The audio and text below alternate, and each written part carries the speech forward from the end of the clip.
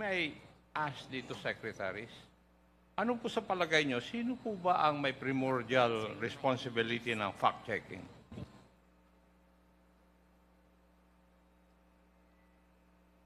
Mr. Chair, yung responsibilidad po nung fact-checking, tulad po nung analogy na binigay ni Sec J, yun sa bar. Ako naman, ang analogy ko, mall. Kung halimbawa, pumasok po kayo sa mall, tapos yung mambibili, bumili ng fake, kasalanan din po ng mall yun. Kasi dapat yung mall, ang papasukin lang yan na nagbebenta ng mga kakanin, mga merchandise, etc. Yun tama lang. Hindi sila nagpapapasok dapat ng fake. So sa akin po, ang responsibilidad dyan, yung platform. Isa po, analogy ko rin po, sa TV at sa radio, di ba KBP has done a very good job self-regulating themselves. Pero meron pang MTRCB. So kaya pag nanood ka ng TV at radyo, maayos yung content. Mas malaki po na yung reach ng ng social media platform times 10 times 20 ng normal broadcast So Mr. Chair, with due respect to the platforms, dapat sila kasi kumikita po sila ng pera pa sa platform na yan, at saka isa na sila sa mga pinakamayayaman na kumpanya sa mundo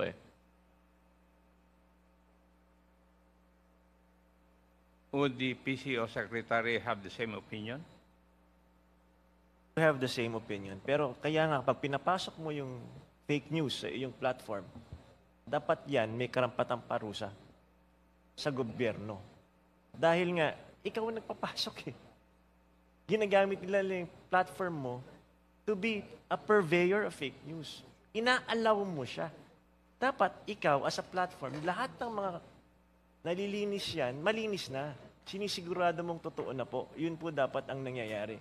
Ang mas nakakatakot po ngayon, with the advent of new technology, napakabilis po. We have deepfakes, we have artificial intelligence. Itong paglabas ng fake news, na it's mas mabilis pa sa wildfire na ngayon yan. So it will reach hundreds of millions in just hours. So yun po yung dapat, habang wala pa tayong, alam ko naman po that we're working on a legislation on this, pero habang wala, dapat maisama na rin po sa ating proposed legislation po, yung deepfake at saka yung artificial intelligence. Meron kasing sa technology po kasi yan, dalawa yan You have to look at the positive aspect of technology, use it for good, or you can use it as a weapon, you can use it to do bad. Ang nangyayari po, mas malimit, nagagamit sa masama itong mga platform. Kaya kailangan talaga, kahit papano, kung hindi siya content moderation, ma-regulate po natin siya tulad ng ginagawa ng ibang bansa na meron naman pong nakitaan na successful po na legislation laban sa fake news po. Thank you. Would the Google representative agree with the two secretaries that it is the primordial responsibility of platforms to see to it that the content providers would not violate any law, and that is part of your accountability? Would you agree with that? Mr. Chair, throughout the 19th Congress, we have been working closely with legislature. Please answer my question appropriately. Mr. Chair, we will look forward to continuously working closely with the 20th Congress on legislation. My question is, do you agree with the opinion of the two secretaries insofar as the responsibility of media platforms to fact-check the contents of the bloggers that you have? Would you agree with that?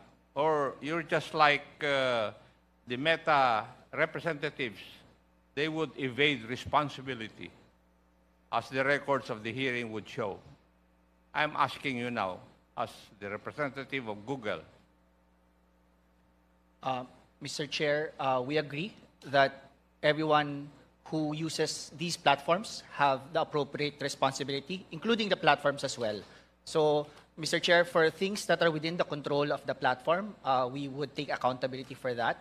For things that are within the control of other entities, such as, for example, the users, then the appropriate responsibility and accountability mechanisms as provided by law would be applicable.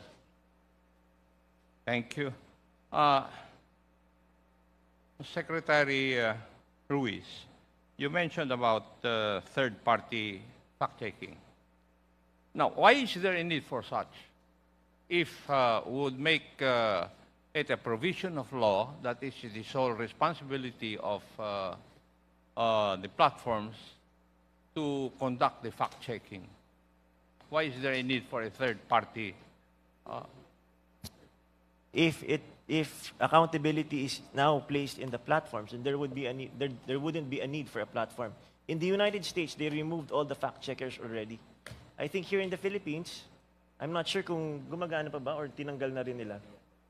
I think last January, they also removed some of their fact checkers. Why do you need a fact checker? Dapat ang accountable boss Your Honor, yung mga platforms. Kasi why would you allow them to be in your platform if you know already that these are fake news? Thank you. Thank you, Mr. Secretary, kasi yung pong magkakaroon po tayo ng sitwasyon na baka magkaiba-iba rin yung resulta ng fact-checking kung napakarami ng mga fact-checkers po natin.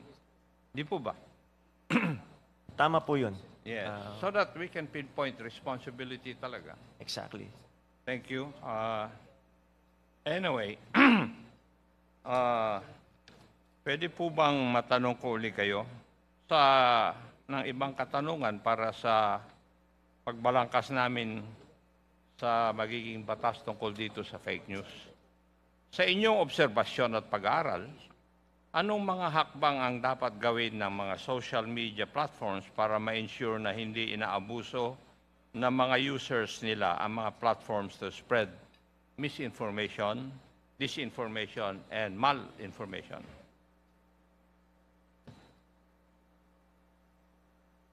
Una po ang kailangan, media and information literacy.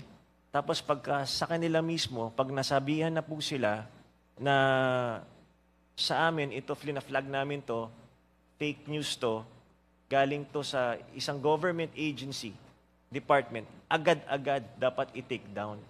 Hindi pa pwede na para ka nagmamakaawa sa kanila para i-take down yung post na alam naman ng lahat na fake news na. Bakit nyo pinapabayaan na ma-viral pa yan? Halatang-halata naman, alam naman na ng lahat. Sinabi na namin, fake news to. Do we need to defend ourselves and tell them, we already said in the press, fake news yan. And yet, kumakalat pa rin ng kumakalat. Ang masakit po dito, pag ganito ang magiging sitwasyon, we will now have a generation of Filipinos na parati pong nag-aaway kasi nga, napopolarize eh. Either nasa kaliwa ka o nasa kabila ka, kung ano man kung saan ka man nakataya. So, parati na lang po nag-aaway yung ating lipunan. Kung hindi natin nire-regulate, sabi nga po nung isang kausap naming Minister ng Information, magiging wild. Dahil walang nag-check eh. So, wild yung communication at yung nakukuha po ng taong bayan na information is kung araw-araw maling impormasyon, negatibong impormasyon, imagine how it will pollute the next gen or maybe the present generation of Filipinos. Kasi ito yung pumapasok sa utak ng tao. Araw-araw po yan. Katulad na lang ng isang bata. Pag araw-araw negatibo ang kanyang naririnig, nakikita. Away ng away. Anong mangyayari sa batang yon pag lumalaki na? I agree, Mr. Secretary, dahil nababasa naman po natin na yung impact ng fake news would lead to misinformation, leading to misinformed opinions. And the other effect is that it would come up with social divisions. Kagaya ng sabi nyo, magkakaroon po ng polarizations.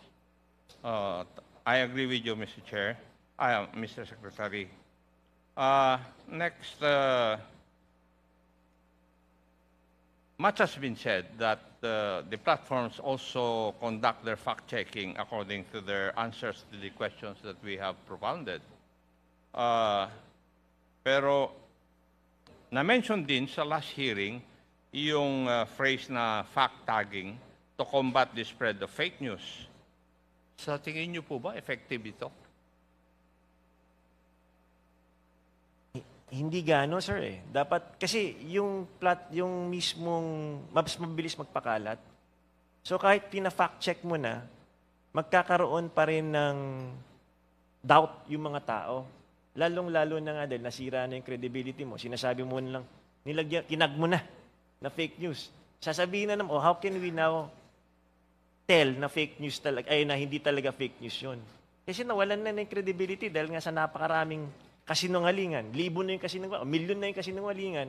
Ikaw, nag-iisang nagsasabi na ito yung katotohanan, lunod na lunod yung katotohanan na, hindi na lumalabas. Ang pinaniniwalaan na ng tao, yung fake news. Kung ganun po, Mr. Secretary, naniniwala po kayo na the best way to regulate the spread of fake news is through government regulation? Yes, sir. Yes. Yes, sir. Thank you. Would it not be better na hayaan natin ang mga social media platforms to self-regulate? Hindi pwede, kasi nga yun nga po nangyari ngayon. Supposedly may self-regulation. On their community standards. Sila po ang nagbigay ng standards eh. It has to be the government who should give those standards. Tayo ang may responsibilidad. They say we have to, it's a right, free information, a right to information. But that right comes with accurate information. Kasi nungalingan ang pinapakalat nila. So dapat, doon pa lang, ang platform should be accountable. Ikaw ang nagpakalat ng fake news. Kayo. Hindi nyo nilinis eh. Tulad ng in radio, for example. Minsan lang nagkamali yung reporter. Minsan lang. Agad suspendido yon. O kaya tanggal. Hindi pinayagan ng radio station. Ibig sabihin, may standards. Yung KBP, may MTRCB silang sinusundan. Dito, walang sinusunod. Standards nila. Bakit sila ang napaka-importante ng information sa ating buhay? Actually, ang mandate ng Presidential Communications Office is relevant, timely, and accurate information. If you cannot provide that, that will continue to destroy our institutions. Not just institutions, but tao. Tao ang sinisira ng fake news. Nilalason ng ating mga kabataan, whether seniors ka o bata ka, nalalason ng utak mo. Sasabihin sa inyo, ito kahit kasinungalingan, napapaniwalaan ng tao. Mr. Chair, the Secretary of the ICT. Yeah, go ahead. raising his hand. Secretary Guday, you are Mr. recognized. Mr. Chair, thank you. Dagdagan ko lang po yung sinabi ni Secretary Jay, kung mas maganda may batas.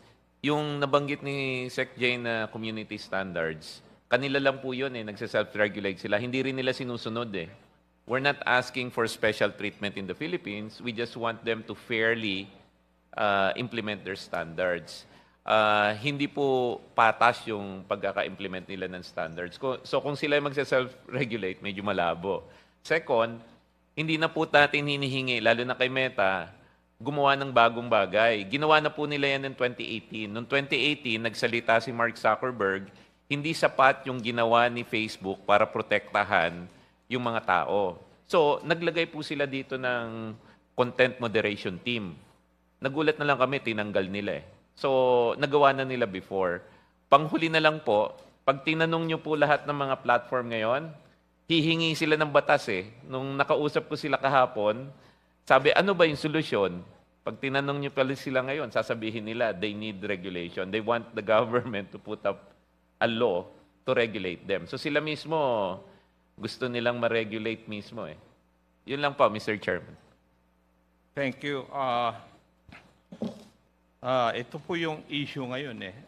If you're proposing government regulation, we have to strike a balance between government regulation and freedom of expression. Di po ba? So, kung gobyerno ang magre-regulate, paano natin masisiguro na ang regulasyon na ito ay hindi magagamit upang patahimikin ang oposisyon o mga critical na pananaw?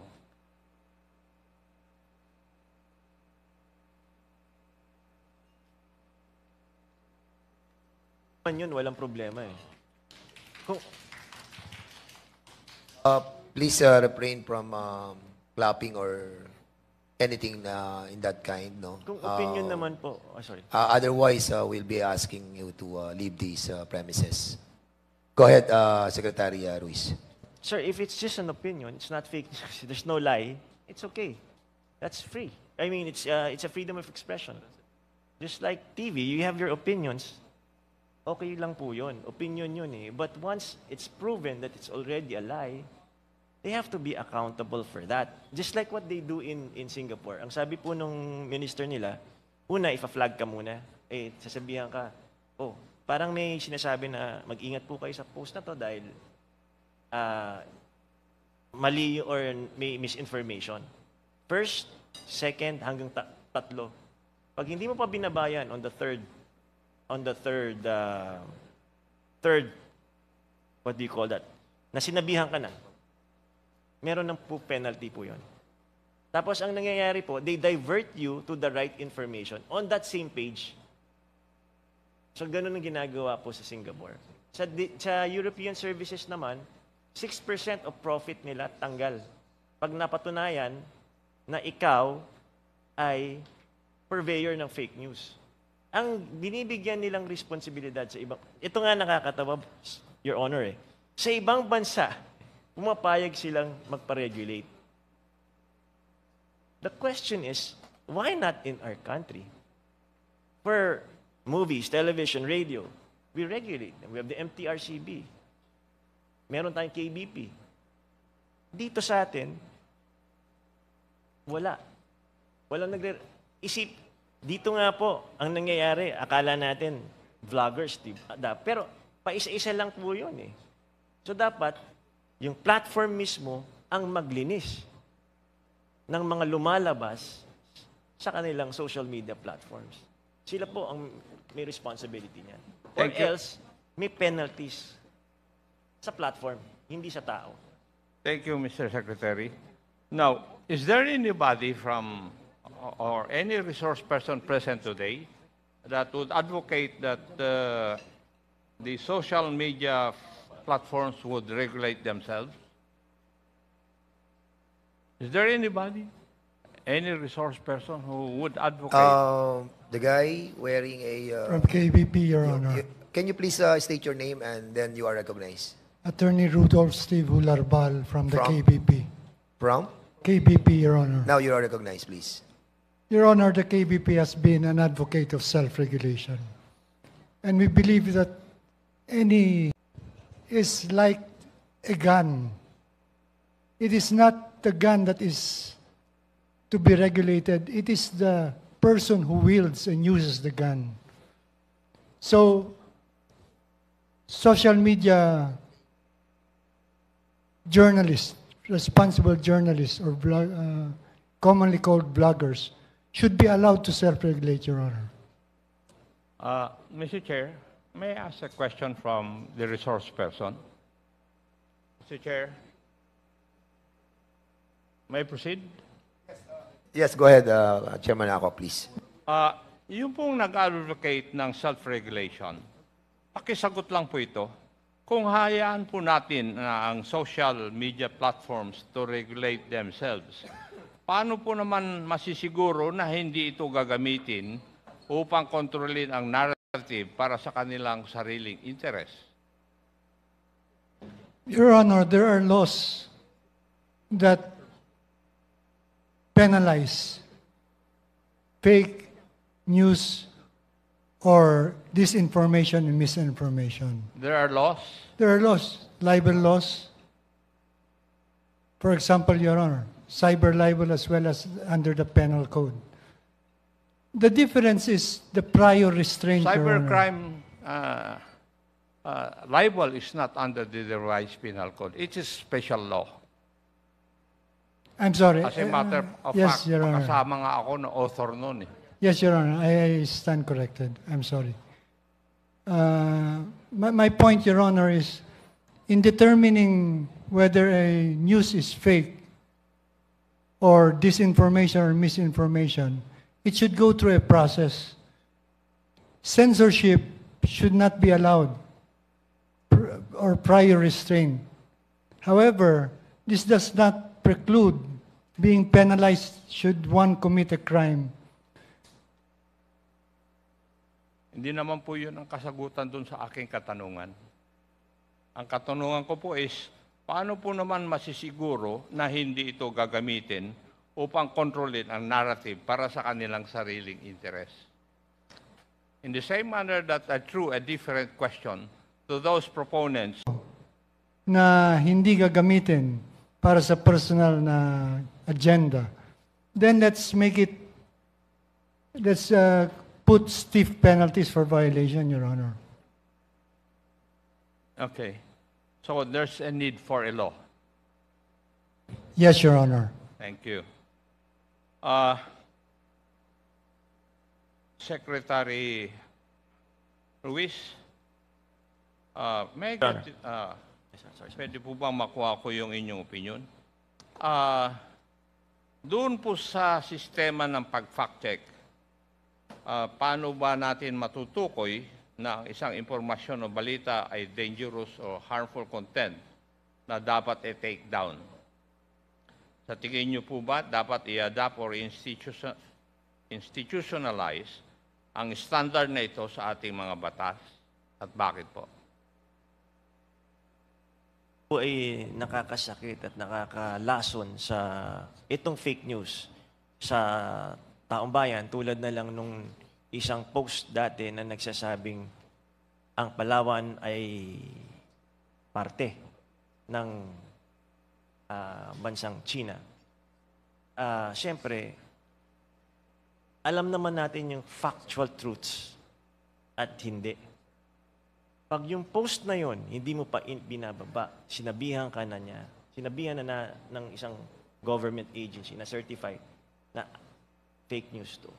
Dapat agad-agad in 30 minutes or an hour, maibaba na po yung post na yon. Hindi yung nangyayari na ngayon, it will take days, it will take weeks bago maibaba yon. Nalalaso na. Tulad na lang nung nangyari. Sabi ng anak ko, Dad, is it true? They say on TikTok that Palawan is not part of the Philippines anymore. It's already owned by China. And I said, of course not. Who said that? Because people now, the young ones, get their news from TikTok, from social media. And even my son almost believed that Palawan is now part of China. And I have to correct him several times. Even if I already told him, many times, naniniwala pa rin kahit mali. Lalong-lalo na pagbata.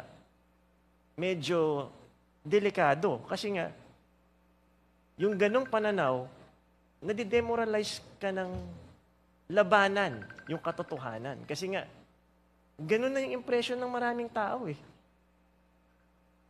So, imbis na paniwalaan ng katotohanan, pinaniniwalaan yung kasinungalingan. Thank you, Mr. Secretary. Mr. Chairman, that would be all as far as this representation is concerned. Thank you so much, Mr. Chairman, just Copabi.